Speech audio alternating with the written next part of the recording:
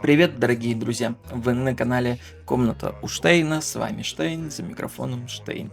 Сегодня у меня будет экспериментальная рубрика.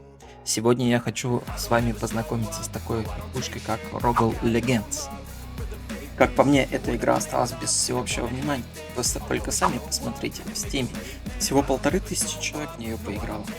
И я хочу исправить эту несправедливость. Я хочу, чтобы об этой игре узнало как можно больше людей.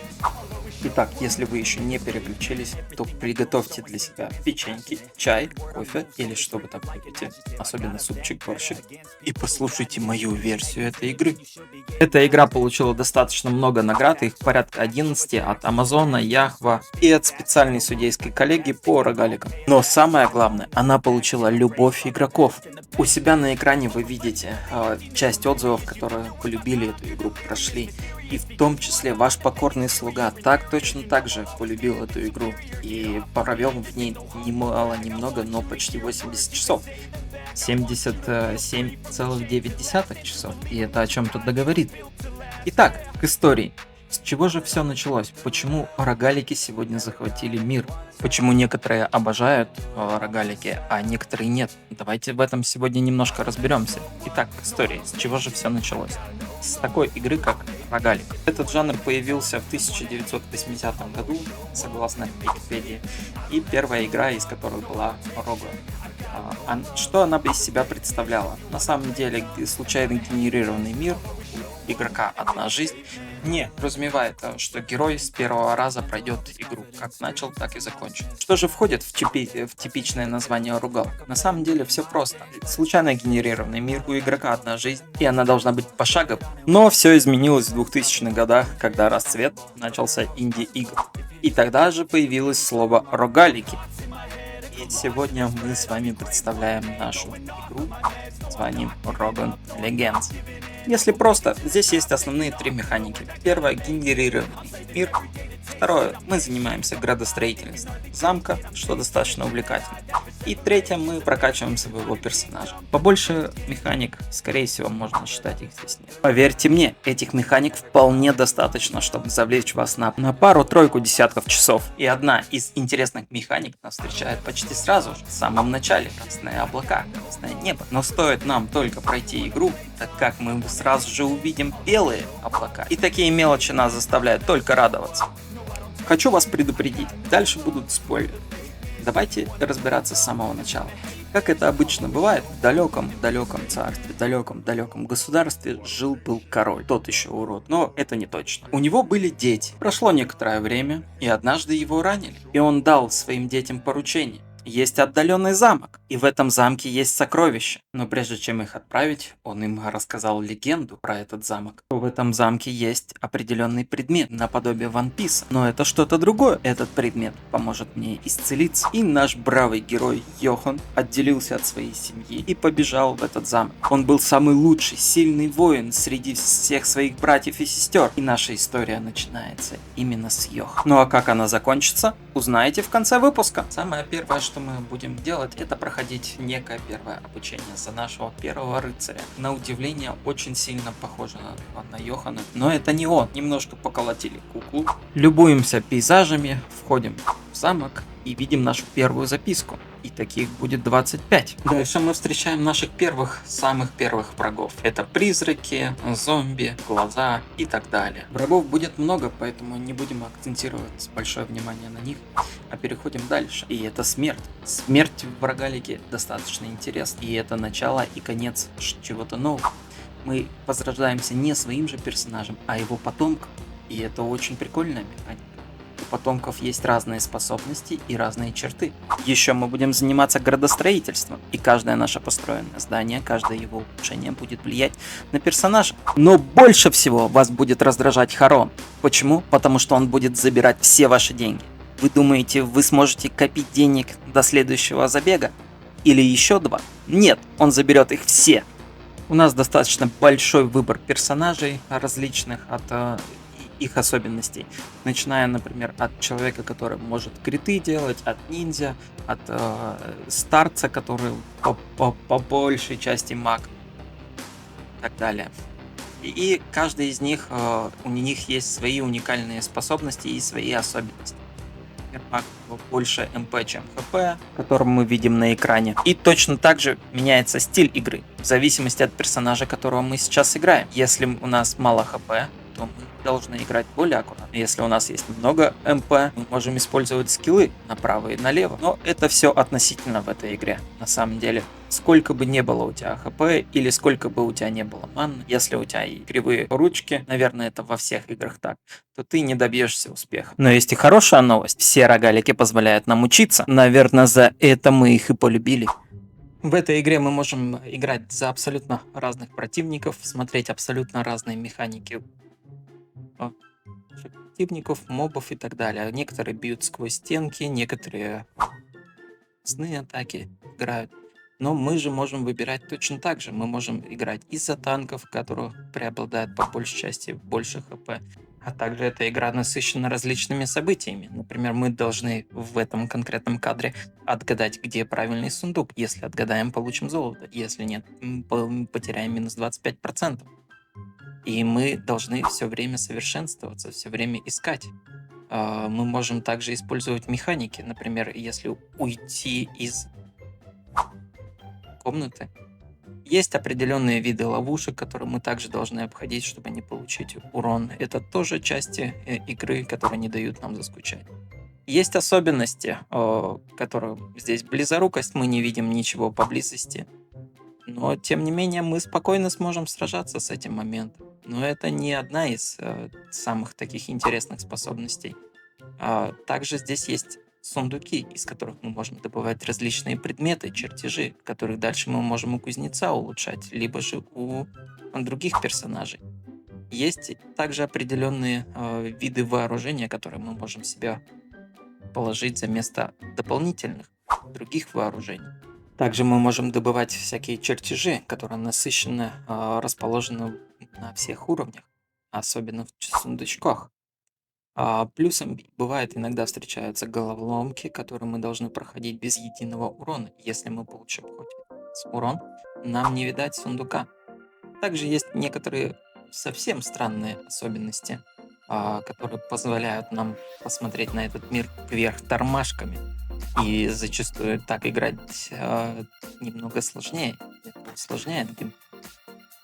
Он становится в разы интереснее. Когда мы уже узнаем все атаки, все паттерны наших врагов, небольшая смена курса и делает все это достаточно интересно. Также в этой игре встречаются мини-боссы, с которыми интересно биться, и у них также очень вкусный лут. Также в этой игре продуманы атаки боссов. Когда мы встречаем их маленькие копии, мы смотрим и учимся их паттерну атак. И когда мы встречаем уже большого босса, то мы можем задоджить его. Или, как я в этом случае, помереть от него. Есть еще также дополнительные пасхалки, типа Тетриса. Комнаты боссов, которыми есть хилки, лечения, а также неопределенное количество денег. Ну и еще есть одно из интересных условий, это дополнительные квесты, дополнительная активность в этой игре. Например, я нашел компас, и он показывает мне налево. Налево есть определенная комната, без компаса которого я бы не смог ее найти. И когда я нажимаю на нее, захожу в эту комнату, я могу получить определенные бонусы и материалы для следующего своего улучшения, для следующего крафта. Но это еще не все. Также мы по лору будем встречать записки, которые помогают нам понять сюжеты всей этой игры. Но я его вначале вам рассказал. Смотреть. Как и обещал, вот наш полный замок со всеми его прокачанными ветками. А также сейчас я хотел показать вам, что на более высоких уровнях и более высокие мобы. Хотя и наши персонажи растут, но от них мы получаем просто громадный кусок урона. На данный момент я могу стреляться огнем. И смотрите, сколько мало хп я сношу. Но есть вот такой вот большой дяденька, который одним разом срубил. Но это не все. У меня здесь есть черты, которые помогают мне исказить меч. Плюсом есть черта, которая помогает воскреситься. И хорошо, что она есть. что во многих случаях она очень сильно помогает. Таких, таких я сейчас могу здесь и отхилиться, и заработать денег побольше для того, чтобы купить определенное количество предметов. Забрал ХП. Но мне это не помогло. Почему? Потому что урон все же очень сильный. И также есть несколько боссов, которых нужно найти. У каждого биома свой босс. И с ними я сражаюсь в части такого, что мы можем просто заморозить время и разбить их. Но это я сделал для ролика. На самом деле, если мы будем использовать такие методы, то играть достаточно будет неинтересно. Но если мы будем в первый раз проходить, у вас не будет столько. Держим кулачки за вас. И мы постепенно будем открывать дверь за дверью с этих боссов. В игре достаточно много активностей, в которых мы можем поучаствовать. Те же самые телепорты, те же самые боссы, которых мы будем находить их периодически. Чтобы вам не казалось, что боссы здесь легкие, вот, пожалуйста, вам парочку нарезок моих смертей. Когда здесь я придумал стратегию птичками его задавить, и у меня это действительно почти получилось, но босс не просто так зовется боссом. У меня закончилась МП, и я приступил к единственному верному решению — отступать. Ну, как видите, мне это не помогло. И здесь есть разные. Я разными персонажами пробовал. И умирал даже по глупости, когда просто разворачивался и убегал и натыкался на его огонек. Или он просто меня мог собрать с такой периодичностью, что, согласитесь, тоже неинтересно. И вот казалось бы, что у меня осталось чуть-чуть его, пару ударов, и все, я его заберу. У него сверху было столько мало здоровья. Вот. Все же меня забрал. И когда ты понимаешь, что ты устаешь уже от него, уходишь к другому монстру, к другому боссу, находишь его и начинаешь с ним сражаться. И легко одолеваешь. Почему? Потому что я просто остановил время. Вы здесь уже увидите. Но вы думаете, что это самая читерская способность? Нет, это не так. Это далеко не читерская способность. Это просто способность, которая позволяет быстрее показать вам лор этой игры.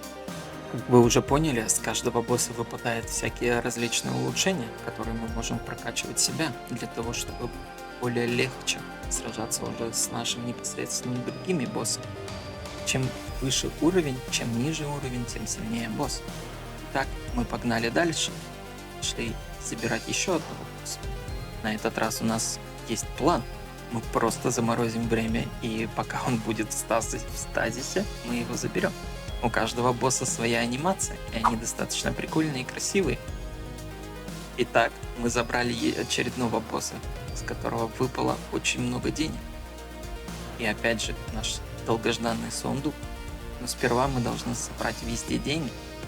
Почему? Потому что они на дороге не валяются.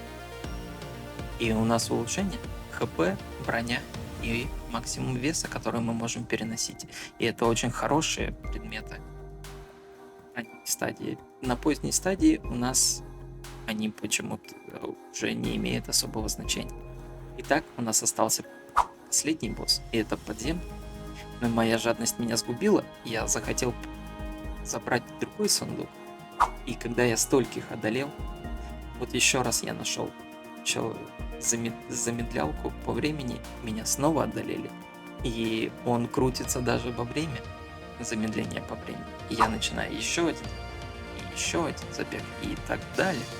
Они находят определенное, они нахожу босс. И вот я снова начинаю другим персонажем, снова открываю похожий лабиринт и еще раз. И на этот раз эта попытка была более удачной.